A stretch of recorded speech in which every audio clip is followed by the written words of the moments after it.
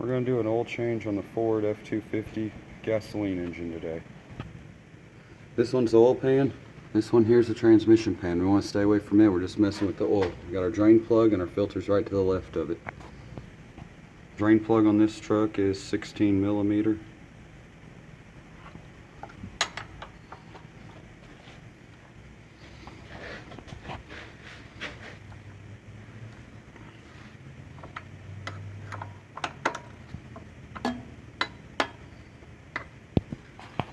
This truck holds 7 quarts. Make sure you have a pan big enough to catch 7 quarts. You don't want to make a mess in the driveway.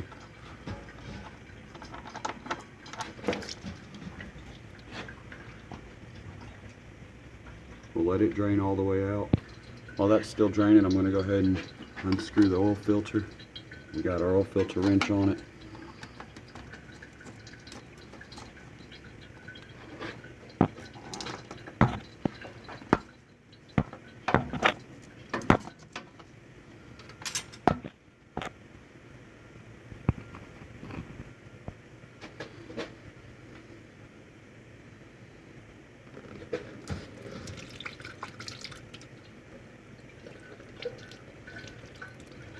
We'll let it drain off a little bit and then finish unscrewing it.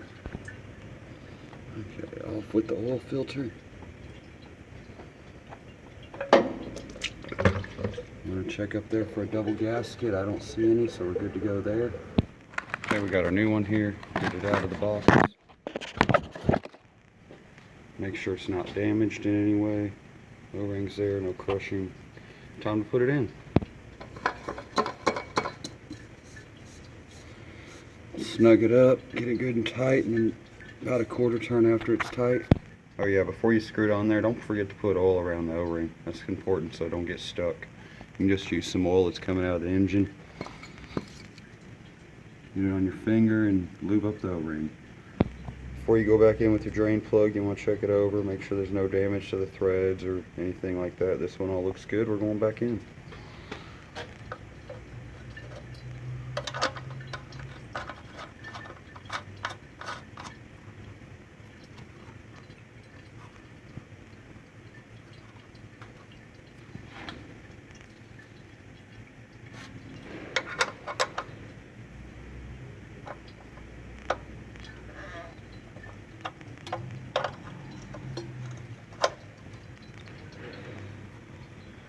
Want to get it tight, you don't want to over tighten it, you don't want to strip the threads. There are torque specs to this, but just snugged up to where it won't fall out, it's all good.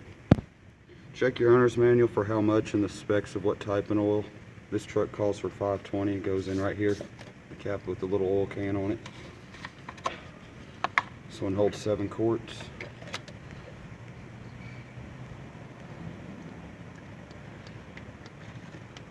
Take your bottle, dump it in until it's empty, and do all 7 that way. Okay, we've got all 7 quarts in. We're going to put our oil fill cap back on, and then we're going to go start it.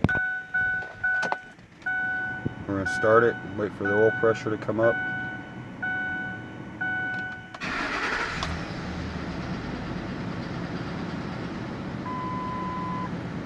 Got oil pressure now. We'll let it run for about 30 seconds.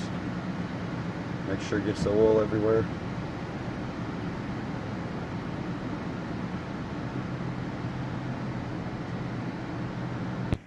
After you've shut it off, wait about a minute for the oil to drain back down, then we'll pull the dipstick. Maybe. And then wipe it off the first time, because that's going to be a false reading. Okay, now we got it all wiped down and clean, nothing in the hash marks. Run it back in and then pull it out and check it.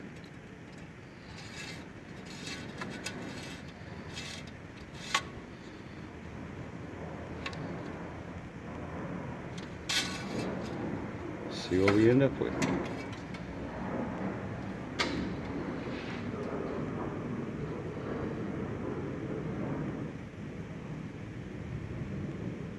We're right in the middle of the hash marks, right where we need to be. It's kind of hard to read, but you can see it's shiny. Right there in the middle.